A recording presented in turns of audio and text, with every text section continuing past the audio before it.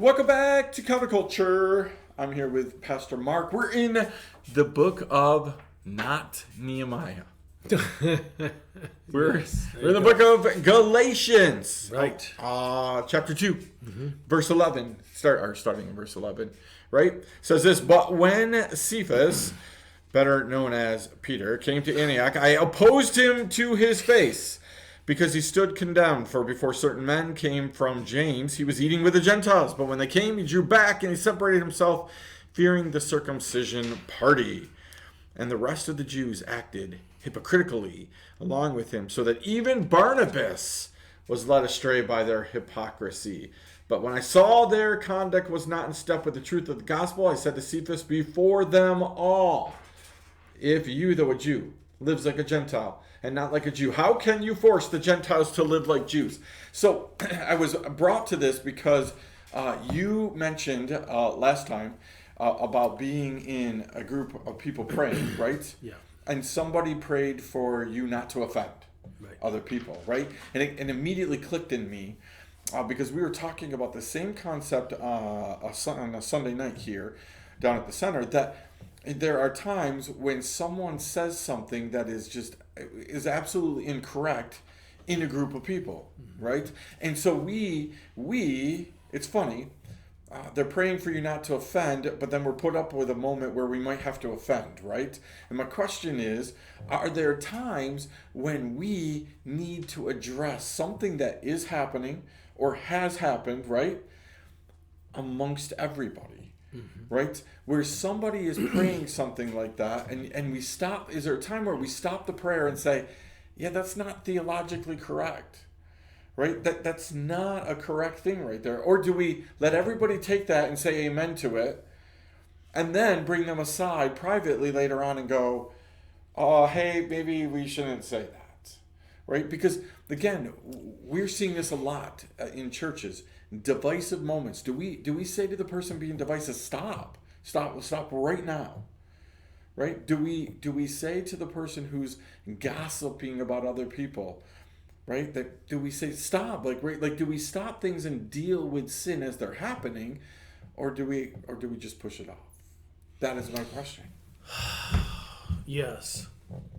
That is a great answer. It's a great church answer right there. Well, I've done that on a Sunday morning. I've done it on a Sunday morning because someone, in preaching, and I opened myself up for it because I was doing a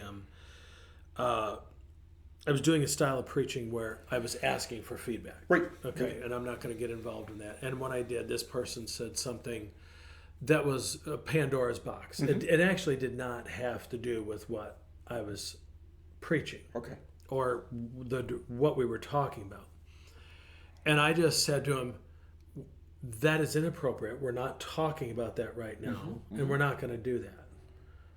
And now it went well. This was a mature Christian, just was not, they made a statement they didn't mean to make. I've had to get after young people because they were cutting up so much that no one else would go over and say, hey, knock it off, this isn't the approach. And I've just said, are you done back there? And finally someone goes over and says something. I think it depends. If a person, so let's say I had a pastor friend of mine tell me that he got attacked in a board meeting. And so he addressed it in the board meeting right then and there. If we got a problem, let's talk about it now. Right. Now, here's what gets me, is that people forget the Matthew 18 principle. Oh, I'm not going to go talk to that person who offended me. I'm going to talk to everybody else about it first. I'm all for, hey, do you think they meant it that way? Am I just being sensitive? Getting godly counsel is one thing. When you talk about 15 people with it, and I probably have done that because I'm trying to, deal with it or whatever, but we don't do that in the church. I've had people tell me, the pastors, don't worry about it because we don't want them to go. There's outright sin here. Right. This is sin that needs to be addressed. I always love it when someone comes and tells me something and says, well, you can't say anything, Pastor, because it'll cause... Wait, no. You don't get to come and tell me that someone did this and then or they come and say, well, I want you to go talk to them. No. Let's go talk to them together. I ain't going to go talk to them. Well, then, we're done here. If it's not that big of a deal, I'm a little bit... I just feel like we're the days we're living in. I don't have time for games, and I do my best not to play them. But it's like if there's a problem, let's just talk about it and let's deal with it. So instead of pulling this Karen thing or Darren thing or this passive aggressive, I'm just not going to talk about it. I'm surprised. I am amazed at how many married couples still do the old silent treatment. I'm like, are you kidding me? Have it out and get it done, and then let's work through this so we can figure out where we're at and we can move forward. See, that in that specific example, but also other examples, because people do that all the time in church, it's not about having a good relationship and healing. It's about having a relationship. It's about surviving. Right? So because we've decided that staying together in marriage is the only thing that matters, right? It's not the quality of the marriage. It's the quantity of the marriage that matters, and we can argue that theologically forever, right? But because we've thought about those things, then we're willing to not talk to each other for a week or 2 weeks or 3 weeks or 4 weeks, because we just gotta stay together. Right. Which happens when I'm talking about marriage. I'm not even talking about two people. I'm talking about with church, right? We're willing to let somebody come in week after week after week and sit in a pew and have all this dissension and division and all this stuff, because we just got to keep them together. Yeah, like that's the only thing that matters. But like, for instance, let me give you an example. A generic, pretty prevalent example. We call people up to pray, right? Someone comes up to pray, and then good pastors say, like, hey, anybody wants to come up and pray with this person can pray, right? And so we listen to the prayers of people, but while somebody has their hand on somebody praying, they pray, oh, Lord, we hope that you heal this person. Right? We would love it if you would heal this person, right? Oh, if it's your will. Right. If it's your will, heal this person. Is there a time where we stop and say, that's not the James 5 principle? The James 5 principle is that the faith of those praying is going to heal, and we don't want a bunch of hopes and maybes and could be's, and if you really wanted to, you could. And because they're hedging their bets, because if it doesn't work, then they can say, well, it wasn't God's will. Exactly. Is that a moment where approach the throne of grace with boldness? Church, God, I want you to heal. My buddy has got cancer. Exactly. I want you to heal him. We've forgotten, though, that heaven is not a punishment. So we're constantly protecting people, but I don't know in that specific example that we're protecting the people being prayed for. Because does the person being prayed for want people touching them and praying for them that are going like, hey, maybe? Okay, so I come from a tradition right now. It used to be that you went down to the altar, you had 15 people around you praying. Yeah. Okay, and sometimes, and I've done this, but if you want someone to pray with you, come over on this side. If you just want to talk to God by yourself, come over on this side. Well, no, I'm going to go pray with them whether they like it or not. Or here's another one. And you and I were talking about camp meetings. I remember the old days when one saint would be pounding on the guy's back on one saint, Lord, let him die, let him die, let him die. And the other saint would be on the other side saying, Lord, let him live, let him live, let him live. And which one's God going to listen to? That's exactly right. Who's got the most faith? Here's what I think's important. We don't know Paul's motive. Yeah. But I think we can surmise some things because we've seen Paul's heart. And we've seen Paul's humility. He says, don't bring that John Mark guy with you again. He is the biggest pain in the neck to me. Don't bring. He says, all right, I was wrong. Yeah, he's useful. He's useful to me. Bring him on. I see now. As I shared a couple, a while back on one of my other shows, is I reserve the right to get smarter later. Yeah.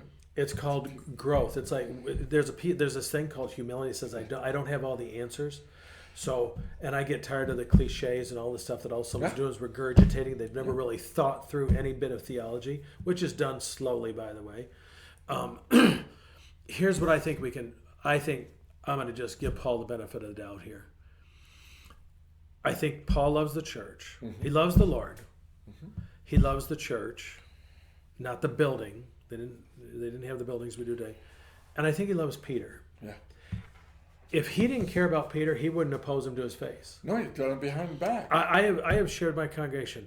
I have people in my life who will speak the truth to me, even if I don't want to hear it. Yeah. Mark, you were probably out of line there. Yep. You're probably misinterpreting this. You were being easily offended. You're being easily offended. You're easily offended. Yep. Because I know those are the people who are going to say you're being ridiculous. You're being ridiculous. That's not how God is. You're not thinking correctly. Knock it off. Well, we're looking. I love what you're saying there, because I think often as Christians even, we're so easily swayed to division. We're in a conversation with somebody says something we don't like, and immediately it causes this feeling of division. Yeah. Right? But real love fights through that. Yes. To like, I love you enough to either A, give you the benefit of the doubt, B, not be easily offended, right? Or C, I'm going to talk to you about it. Yeah. I'm going to say like, hey, you know what?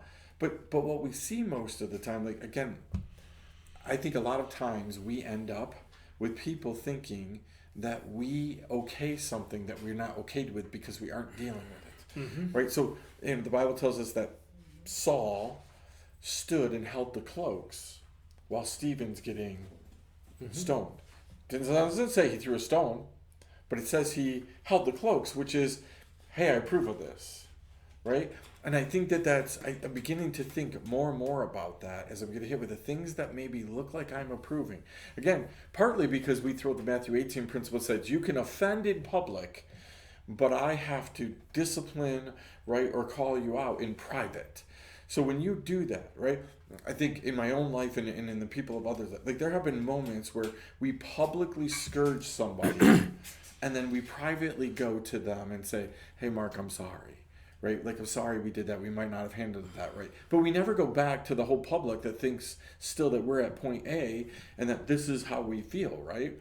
Yeah. And I think that Paul here this is big enough that Paul's saying, I love you enough, Peter, to let's take care of this because, by the way, you led Barnabas astray. So I think that Paul loves Peter. I think Paul definitely loves Barnabas, right? And he's looking at this and going like, hey, we need to take care of this whole thing. Yeah, I agree. Beautiful. And I think you have. It's like in Proverbs where one proverb says have nothing to do with a fool, and another one says have something to do with a fool. Well, does the Bible contradict itself? No. Well, which do we do? Yes. Sometimes you deal with a fool because you need to straighten him out, and other times you just need to let him be a fool and let God straighten him out. Ultimately, if God's not, I think God probably moved Paul to say, Pete, hey, Pete, come on, dude, this isn't working. And do you see what you're doing? Because sometimes, this is why I was just talking to somebody yesterday.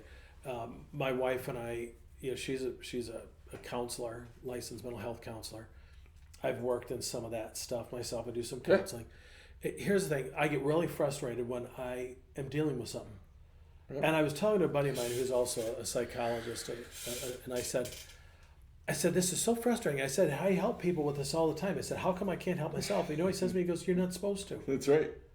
And it's hard to see our own. Yeah.